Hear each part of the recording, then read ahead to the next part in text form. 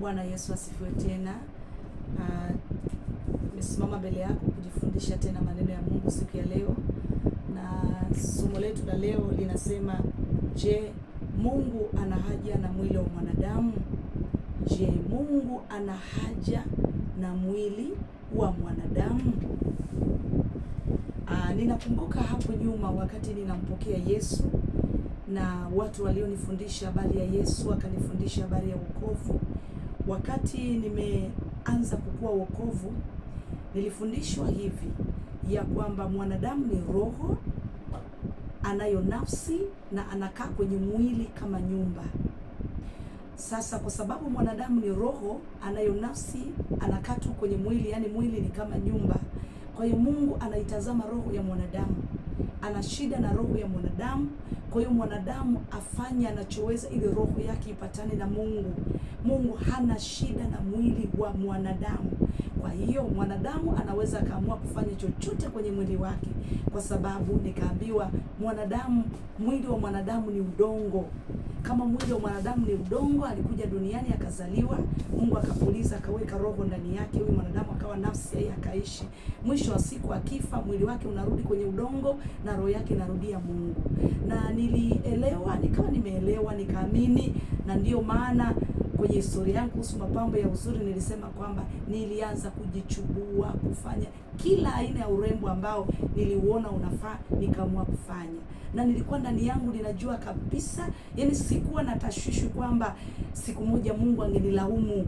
Ya sikuwa hivyo, niliamini kabisa ninachofanya ni sawa. Na andiko ambalo nilikuwa nimefundishwa mimi ni ile Petro wa kwanza sura ya 3. Tukisoma Petro wa kwanza sura ya 3 mstari wa 3, pale anaposema kujipamba kwenu kusiwe kwa nje. Petro wa kwanza 3:3 anasema kujipamba kwenu kusiwe kujipamba kwa nje, yaani kusuka nywele na kujitia dhahabu na kuvalia mavazi.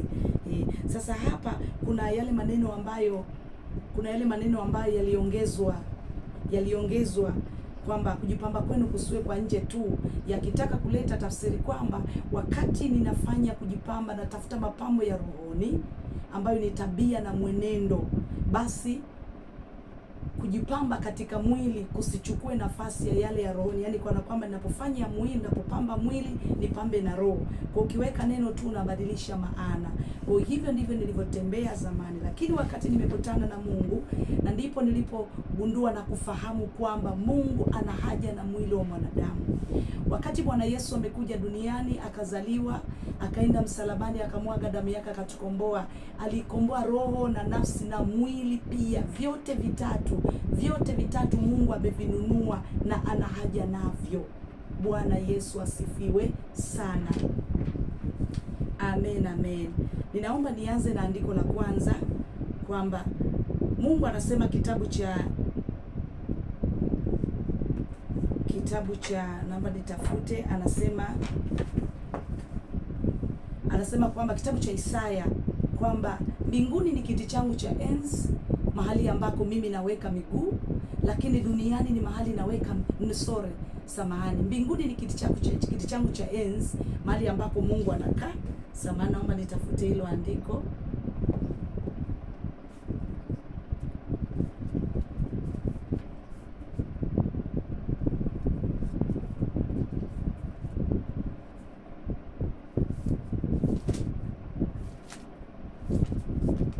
Isaya 66 na mstari wa kwanza. Isaya 66 na mstari wa kwanza.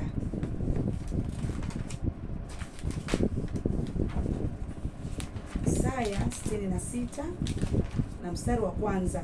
Biblia inaandika hivi: Bwana asema hivi, mbingu ni kiti changu cha enzi na dunia ni mahali pa kuweka miguu yangu. Mtanijengea nyumba ya namna gani? Mbingu ni kiti changu cha enzi na dunia ni mahali pa kuweka miguu yangu. Bwana Yesu asifiwe sana. Sasa Mungu anaposema duniani ni mahali pa kuweka miguu yangu, Mungu duniani miguu anaiwekaje? Aniwekaje miguu Mungu duniani? Mungu ni roho. Sasa mwanadamu, mtu anapookoka, Roho wa Kristo akaingia akajaa ndani yangu ama akajaa ndani yako, wakati mimi Doreen ama na wewe ambaye unaamini umeokoka na Kristo Yesu anakaa ndani yako, wakati unaishi duniani na kufanya mambo mbalimbali ya ufalme huku na huku, Mungu anakanyaga duniani kupitia watu wake. Bwana asifiwe sana. Sisi ndio tumepewa utawala, tunatawala hii dunia. Tunatawala hii dunia, ndio. Kwa hiyo Mungu anatawala dunia, miguu yake inatembea, ni miguu yangu na miguu yako. Kwa hiyo utawala wa Mungu unaenea duniani kwa kupitia watu wake. Sasa huyu mtu wa Mungu, ukirudi kwenye Biblia, anasema hata Roho Mtakatifu akija anakaa kwenye mwili. Roho Mtakatifu akija anakaa kwenye mwili. Nitaomba nianze na hilo andiko. Kitabu cha Wakorinto wa kwanza. Kitabu cha Wakorinto wa kwanza sura ya 3 mstari wa 16. Kitabu cha Wakorinto wa kwanza sura ya 3 na mstari wa 16. Utaona Roho Mtakatifu akija haendi kwenye roho, anakaa kwenye mwili. Kwa nini anakaa kwenye mwili? Kitabu cha Wakorinto wa kwanza 3 mstari wa 16 inasema hivi: hamjui ya kuwa ninyi mmekuwa hekalu la Mungu na ya kuwa Roho wa Mungu anakaa ndani yenu? Nirudie, hamjui ya kuwa ninyi mmekuwa hekalu la Mungu na ya kuwa Roho wa Mungu anakaa ndani yenu? Kama mtu akiliharibu hekalu la Mungu, Mungu atamharibu mtu huyo, kwa maana hekalu la Mungu ni takatifu, ambalo ndilo ninyi. Bwana asifiwe sana. Kwa hiyo unaweza kuona kwamba Roho Mtakatifu anapokuja anakaa kwenye mwili, kwamba mwili wa mtu inakuwa ni nyumba, ni hekalu. Na nasema ni nyumba ambayo Roho Mtakatifu akija anakaa. Kwa nini anakaa kwenye mwili? Ili kusudi Mungu aweze kuitawala dunia na kueneza ufalme wake duniani kwa kupitia mimi na wewe. Mfano ningesema, Mungu labda anaweza kufikiri mbinguni kwamba ninataka kwenda Songea kuhubiri Injili, nataka kwenda Malawi kupeleka Injili, ninataka kwenda Saudi Arabia, nataka kwenda mahali. Ni Mungu anayeokoa. Sisi hatujawahi kuwa wokozi na hatuwezi kuokoa. Ni Mungu ndiye anayeokoa. Kwa hiyo Mungu anawaza nataka kwenda mahali fulani, mji fulani kuhubiri Injili. Anachofanya, anaenda kwa mtoto wake. Kwa mfano labda ni mimi, nijitolee mfano. Anakuja anasema, Doreen, nataka kwenda Songea nikapeleke Injili, nataka kwenda kuokoa watu wangu Songea. Sasa akishasema hivyo, Mungu anaenda yeye kuokoa. Ninaipanda gari ni mimi, ni mwili wangu ambao mimi ndiye ambaye nimembeba Kristo ndani yangu. Ndiye ninaenda kupanda gari, nitaenda kukata tiketi, nitafika mpaka Songea mahali fulani, nitatangaza mimi kwa kinywa changu kwamba tuna mkutano wa Injili mahali fulani. Jamani, kuja msikie neno la Mungu. Tuna mkutano wa Injili mahali fulani. Nikishatangaza watu wakakusanyika, nikisimama, Mungu anaanza kuongea kunipitia mimi, lakini niliyepanda gari kutoka Dar es Salaam mpaka Songea ni mimi. Kwa hiyo ufalme wa Mungu unaweza kuenea duniani kwa kupitia mwili wa mwanadamu. Wakati Mungu anapokutoa eneo moja kwenda eneo lingine ukapeleke ujumbe, ni mwili wako anautumia. Bwana Yesu asifiwe sana. Sasa unaweza ukaona duniani, kwa nini unaonekana kama ufalme wa shetani umejitawanya sana? Yaani umetawanyika, yaani kama umetambulika sana. Ni kwa sababu waliombeba Kristo kwenye miili yao na ili kusudi Kristo upate kueneza ufalme wake duniani, idadi yao ni ndogo. Waliobeba ambao miili yao ambayo imekuwa wakfu kwa ajili ya shetani, ambapo shetani anaweza kuitumia kusambaza ufalme wake duniani, ni wengi. Bwana asifiwe ndugu zangu. Kwa hiyo Mungu ana haja na mwili wako. Usifanye kama mimi nilivyofanya. Nilifanya nilichoweza kwenye mwili wangu, nikajichubua, nikafanya nilichofanya, lakini nashukuru tu Mungu kwa sababu ni wa huruma. Mungu ni wa huruma, ni wa rehema. Nikaamua kurudia asili yangu ile ambayo Mungu anaweza akanitumia kufanya chochote kila anapenda, ili kusudi ufalme wake duniani uweze kuenea. Sasa unasema, hamjui kuwa ninyi mmekuwa hekalu la Mungu na ya kuwa Roho wa Mungu anakaa ndani yenu? Anakaa ndani yenu. Ndiyo. Kama mtu akiliharibu hekalu la Mungu, Mungu atamharibu mtu huyo, kwa maana hekalu la Mungu ni takatifu, ambalo ndilo ninyi. Bwana asifiwe sana. Hekalu la Mungu ni mwili wako. Hebu tusome tena andiko lingine. Tuangalie Wakorinto wa pili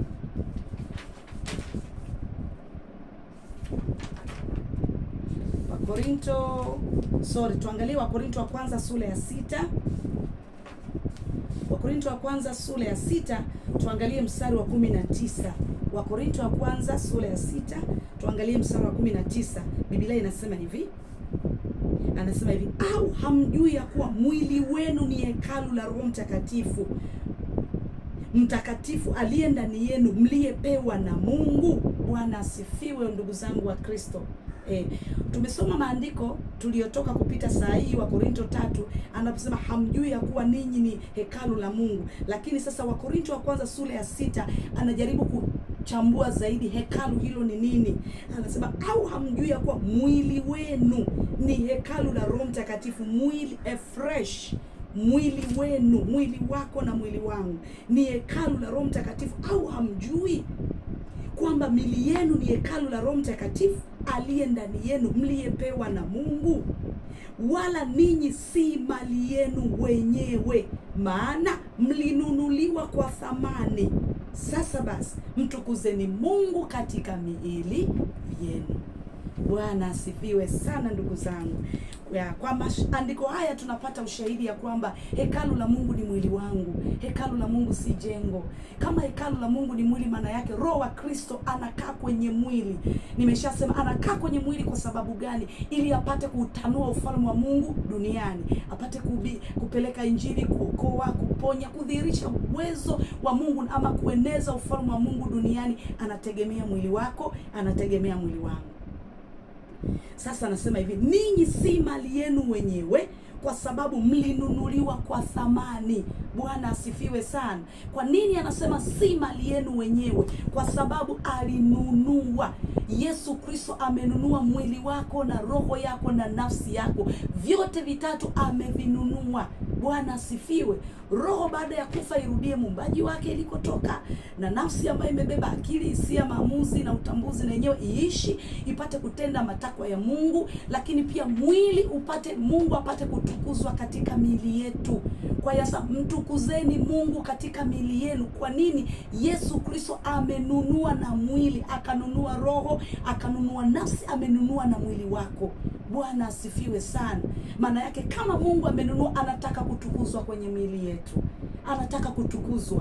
Wakati Mungu anaona mwili wangu kama mimi nilivyokuwa zamani, anaona mwili wangu nimejichubua, anaona nimepaka vitu vile vyekundu, tunapaka lipstick, anaona nimepaka makeup, vitu vya Jezebel, nimepaka heleni na aina zote za mapambo. Roho Mtakatifu ambaye nyumba yake ni mwili anaugua. Na kama kiugua, kuna kiwango cha ufanisi wa upanuzi wa ufalme wa Mungu. Kuna mahali kazi hazitatendeka, kwa sababu Mungu ni Mungu wa haki. Kuna aina ya ufalme wa shetani hauwezi kuubomoa, kwa sababu mwili wako ambao Roho Mtakatifu anakaa, unakuwa umebeba vitu vya shetani. Huwezi kumfukuza shetani wakati umevaa vitu vyake.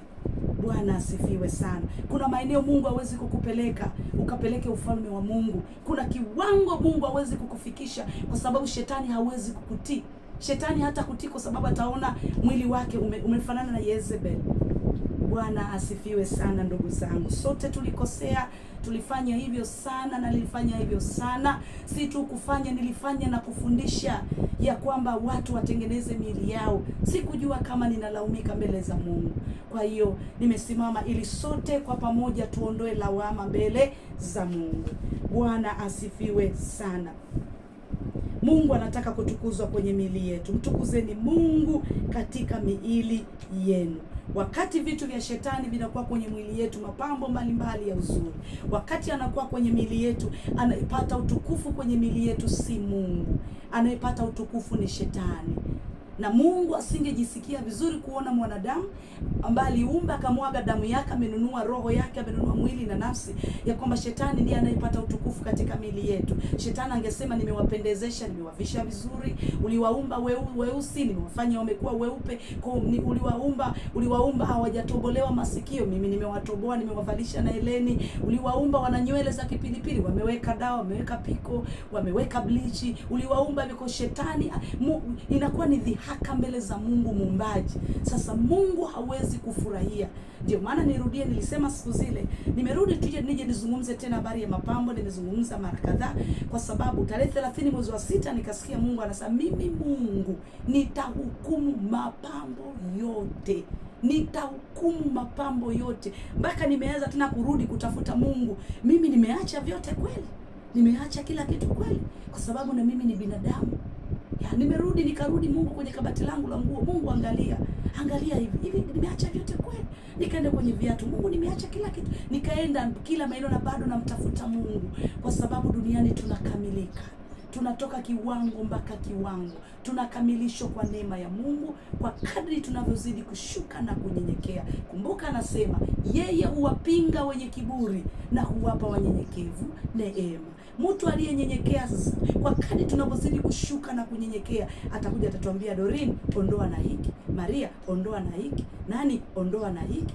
Frola, ondoa na hiki. Nani, ondoa hiki, ondoa hiki. Kwa hiyo kwa kadri unyenyekevu wetu utatufanya kusikia mapenzi ya Mungu yaliyo makamilifu zaidi na zaidi. Amen, amen, amen. Bwana asifiwe tena ndugu zangu. Tunaweza kuangalia andiko lingine. Kitabu cha Warumi sura ya 12 na mstari wa kwanza. Kitabu cha Warumi sura ya 12 na mstari wa kwanza.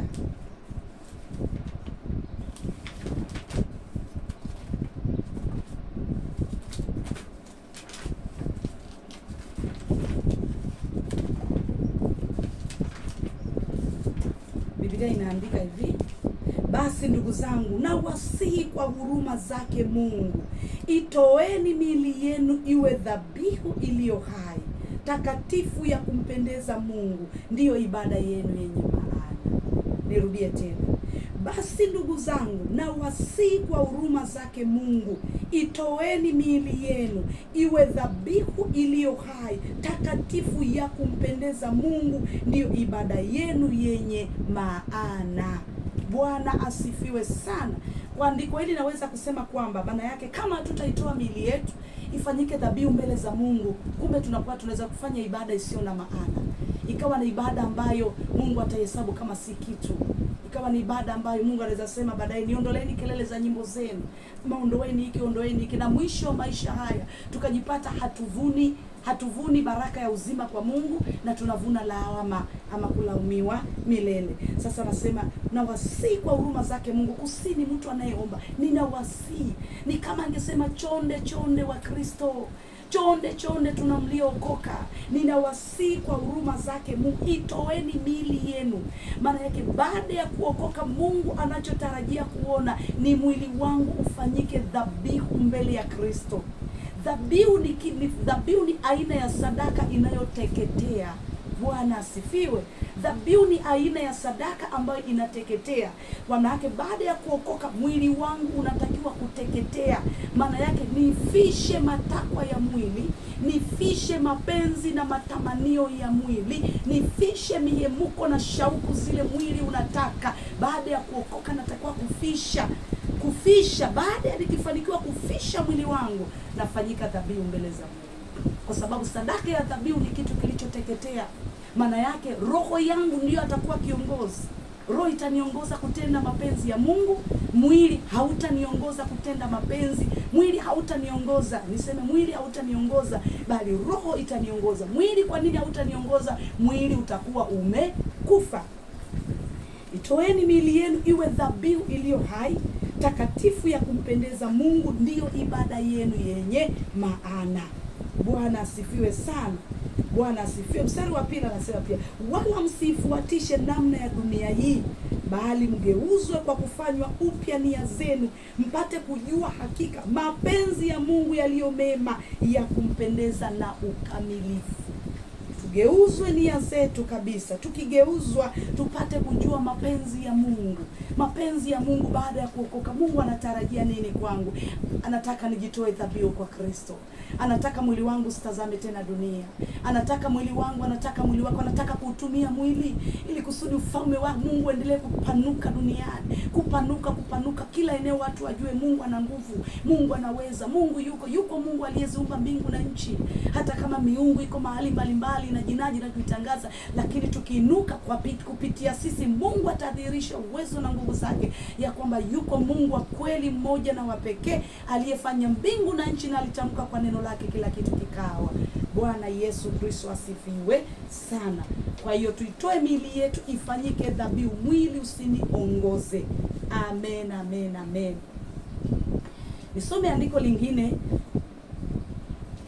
kitabu cha Wakorinto wa pili sura ya 7 na mstari wa kwanza. Sema baada ya kuokoka Mungu anataka miili yetu ifanyike dhabihu. Amen. Tumetoka kuangalia hilo. Tuangalie tena hii Wakorinto wa pili sura ya 7 mstari wa kwanza.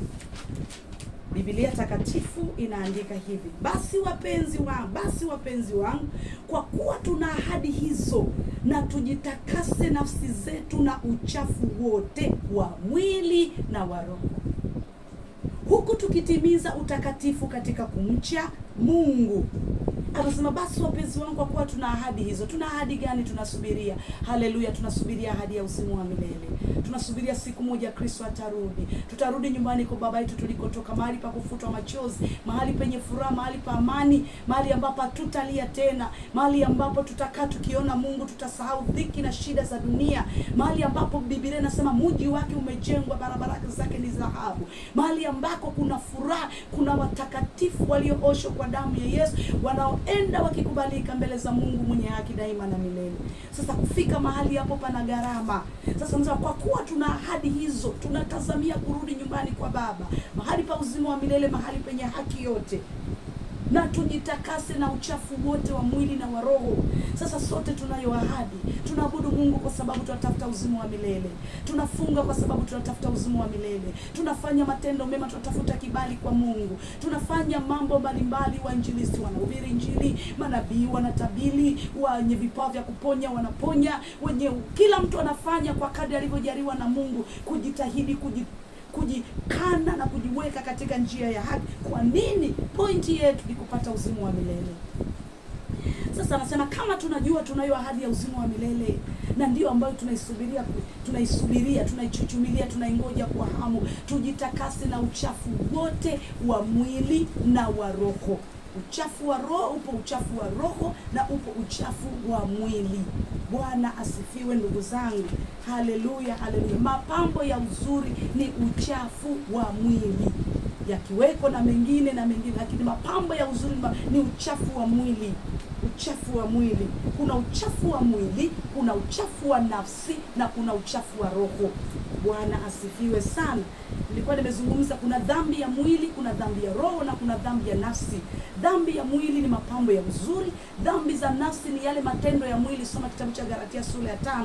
Sasa basi matendo ya mwili ni haya, kile kinachoongelewa pale ni nafsi.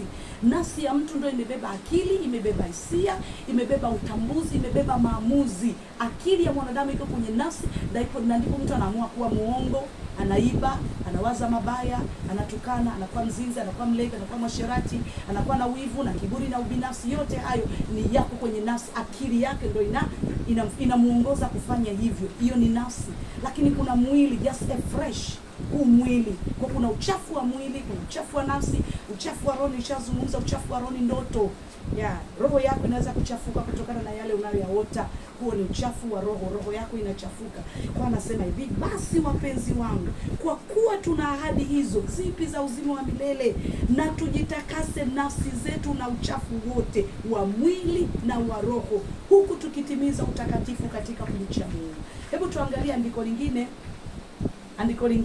Tuangalie kitabu cha Wathesalonike wa kwanza sura ya 5 na mstari wa 23. Wathesalonike wa kwanza sura ya 5 na mstari wa 23. Biblia inaandika hivi: Mungu wa amani mwenyewe awatakase kabisa, awatakaseni nafsi zenu zote na roho zenu na miili yenu, muhifadhiwe muwe kamili bila lawama wakati wa kuja kwake Bwana wetu Yesu Kristo.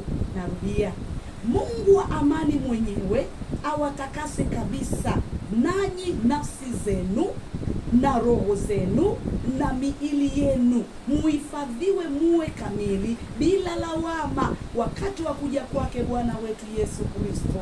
Mungu wa rehema atuhurumie na kutusaidia sote. Maana yake mtu ambaye atakutikana hana lawama mbele za Mungu, hana lawama mbele za Mungu, amehifadhiwa kwa ajili ya Kristo, akisubiria arejee nyumbani kwa baba yake. Kama ni kwa unyakuo, kama ni kwa kifo, atatangulia mapema. Lakini Mungu anasema mtu ambaye atakuwa ni mkamilifu, mtu ambaye mkamilifu, mtu ambaye muhifadhiwe mwe kamili, mtu ambaye ni mkamilifu asiye na lawama, ni mtu anayetakaswa mwili, anayetakaswa roho, anayetakaswa nafsi. Mapambo ya uzuri ni mwili. Kwa hiyo Mungu ana haja na miili yetu, anataka miili yetu itakaswe pia. Bwana Yesu asifiwe sana.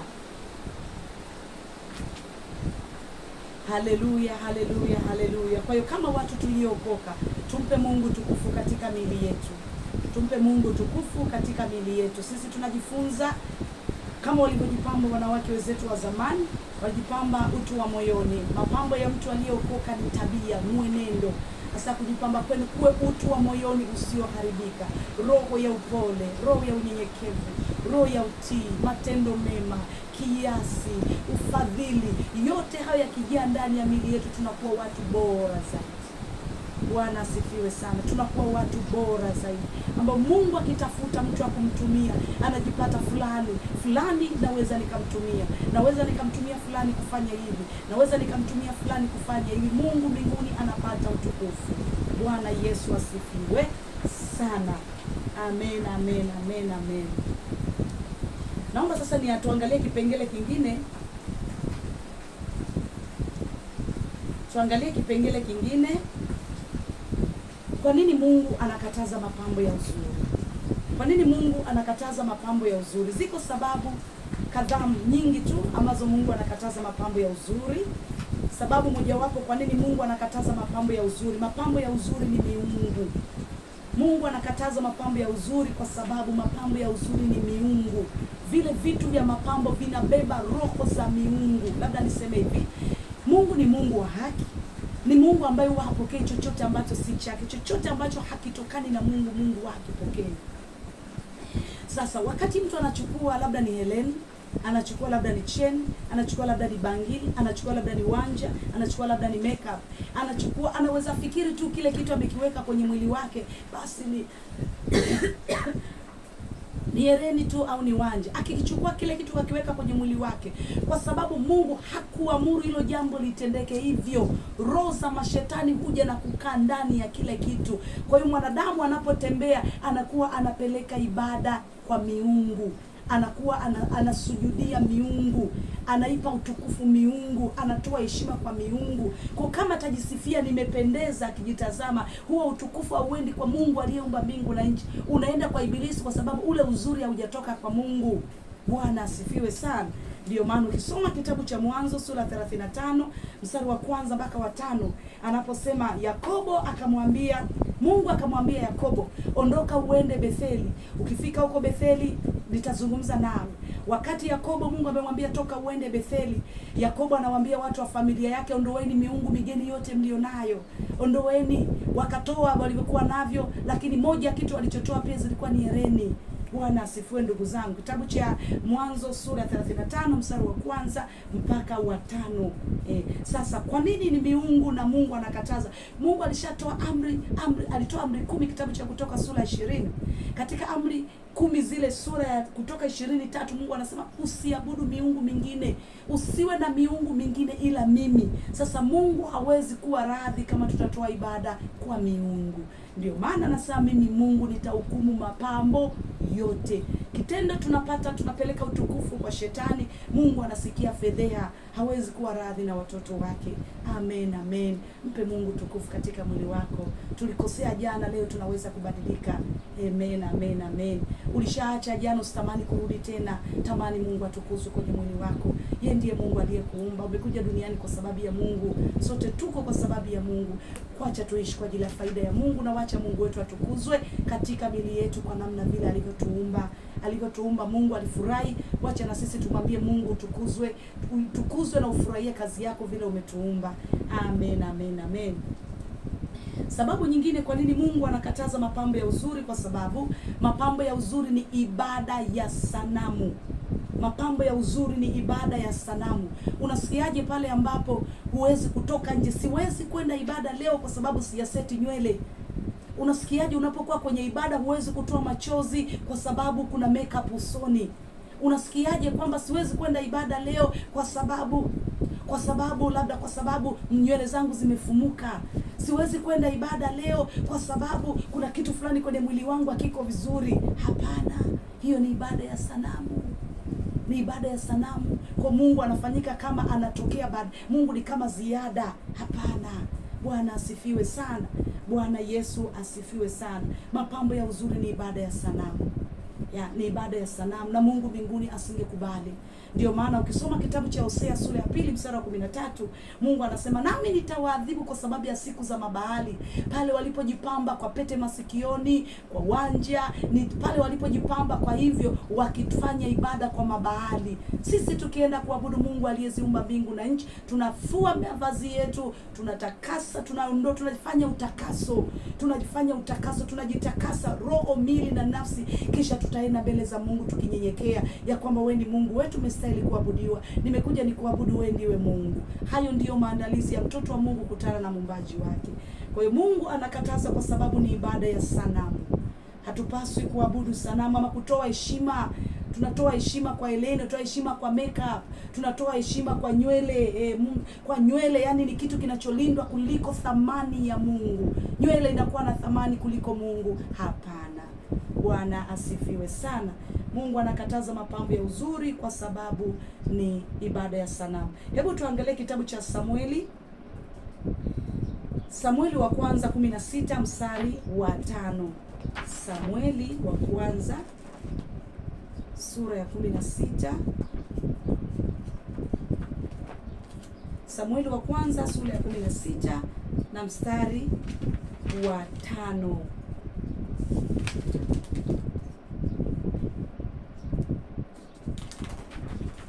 Biblia inasema hivi, naye akasema, naam, kwa amani nimekuja kumtolea dhabihu. Samahani, naomba nithibitishe andiko.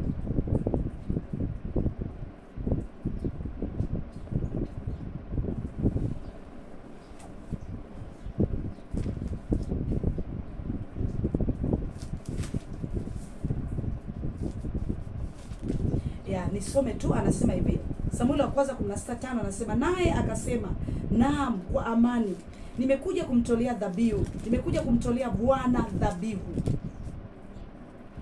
Akasema, jitakaseni, njoni pamoja nami kwenye dhabihu. Akawatakasa Yese na wanawe, akawaita kwenye dhabihu. Bwana asifiwe sana. Huyo alikuwa ni nabii Samuel. Aliona wanamujia wakina Yese anakuja na wanawe. Akawauliza mstari wa nyuma, je, mmekuja kwa amani? Wakamjibu, ndiyo, naam, tumekuja kwa amani. Kama mmekuja kwa amani, akawaambia, jitakaseni. Nataka kupeleka dhabihu kwa Mungu, jitakaseni. Bwana asifiwe sana. Kwa Mungu tunapotaka kwenda kufanya ibada ama kukutana na Mungu, tunajitakasa. Kujitakasa ndiyo maandalizi ya mwanadamu kukutana na Mungu wake, kwa sababu yeye ni Mungu mtakatifu. Anasema hata kitabu cha Isaya, nadhani kitabu cha Isaya anasema, nakaa mimi mahali palipoinuka, na keti mahali pa juu, mahali palipoinuka. Ninakaa na nafsi ya mtu iliyotubu na kunyenyekea. Kitabu cha Isaya 65 mstari wa 15. Isaya 65 mstari wa 15. Naomba tuangalie hapo.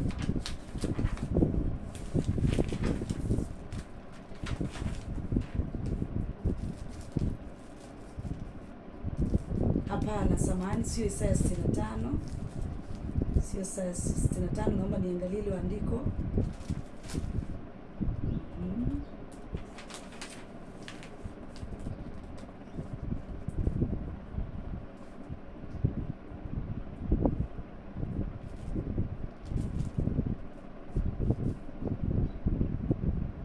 Isaya 57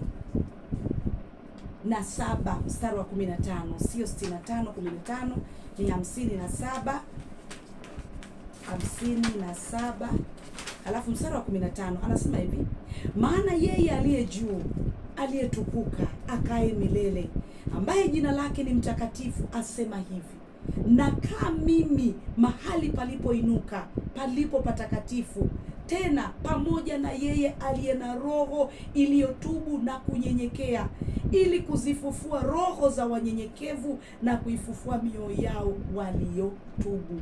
Bwana asifiwe sana. Anaketi yeye mahali pa juu palipoinuka, mahali penye utukufu mwingi. Lakini nasema hapo mahali pa juu ninaketi na mtu mwenye roho iliyotubu. Mtu mwenye roho iliyotubu na kunyenyekea, apate kuzifufua roho za waliotubu. Bwana asifiwe sana. Kwa tunaweza ona vile Mungu ni mtakatifu, anakaa mahali patakatifu na anataka nasi tutubu, mili, nafsi na roho. Amen, amen, amen. Kwa nini Mungu anakataza mapambo ya uzuri? Kwa sababu mapambo ya uzuri, sababu nyingine Mungu anakataza mapambo ya uzuri kwa sababu mapambo ya uzuri yanachochea zinaa. Tukisoma kitabu cha Wafalme wa Kwanza, tutaona ile Wafalme wa Kwanza sura ya 9. Yezebel aliposikia Yehu anatoka kupigana vita, anakuja, anarudi, anasema Yezebel alienda akajipamba, akapaka makeup uso wake, akajipodoa, akapaka na wanja, akaremba na nywele zake, kaziweka namna ile ambayo aliona anatafuta muonekano. Na sababu ya Yezebel kufanya hivyo, alikuwa anatafuta kuteka fikra za Yehu apate kumwangusha katika zinaa. Unaona lengo la Yezebel lilikuwa ni kumwangusha katika zinaa. Alikuwa anatafuta mapambo, ule mvuto ambao ule mvuto utamfanya Yehu apate kuathirika fikra zake, aanguke katika zinaa, aamshe matamanio ya mwili. Ndio lilikuwa lengo la Yezebel. Sasa Mungu anakataza mapambo ya uzuri kwa sababu mapambo ya uzuri yanachochea zinaa. Bwana Yesu asifiwe sana. Naomba tuangalie kitabu cha Mathayo sura ya 5 mstari wa 27 na wa 28. Kitabu cha Mathayo sura ya 5 mstari wa 27 na 28. Biblia inaandika hivi: mmesikia kwamba imenenwa usizini. Mmesikia kwamba imenenwa usizini. Lakini mimi nawaambia, kila mtu atazamaye mwanamke kwa kumtamani amekwisha kuzini naye moyoni mwake. Bwana asifiwe sana.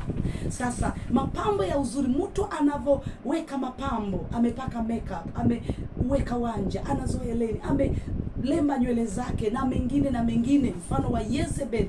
Mtu anapokutazama au mtu anapotazama mwanamke aliyefanya mambo haya, kinachozalika, hisia inayokuja ndani ya moyo wake, haiji hisia inayosema haleluya, utukufu wa Bwana, haleluya, Mungu ameumba vizuri, haleluya, utukufu. Mtu ndani ya moyo wake anaanza kusikia mwili unachocheka, mawazo ya zinaa yanaanza kuamka. Kwa nini mawazo ya zinaa yanaanza kuamka? Kwa sababu ufalme wa giza umebuni hayo mapambo ili mtu akiyatazama ndani yake apate kuchocheka hisia za mwili.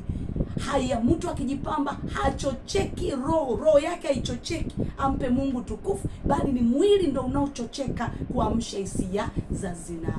Kwa hiyo Mungu anakataza mapambo ya uzuri kwa sababu yanaamsha zinaa. Hayajatoka mbinguni, yangelitokana na Mungu. Mtu akitazama mtu aliyejilemba angejikuta roho yake inachocheka, ampe Mungu tukufu, amabudu Mungu, asogee kwenye uwepo wa Mungu. Lakini kwa sababu yametoka kuzimu na kazi yake ni kuwafanya watu wakitamani wamkosee Mungu, watende zinaa kwa hisia, kwa hisia, wawe na hisia za zinaa, mwisho wa siku amkie kutenda dhambi. Ndio maana mtu akitazama anakuwa na hisia za dhambi, hawi na hisia za utukufu wa Mungu. Bwana asifiwe sana. Ndipo pale Mungu aliposema mtukuzeni Mungu katika miili yenu. Utaona vile mapambo hayampi Mungu tukufu. Mtu akikutazama anasikia anachocheka zinaa, anasikia anaanza kuchafuka akili, anachafuka. Mungu asipomsaidia akageuka, hali yake inakuwa mbaya zaidi. Bwana asifiwe sana. Tukuzeni Mungu katika miili yenu. Sote wanawake kwa wanaume tumtukuze Mungu katika miili yetu. Amen, amen, amen.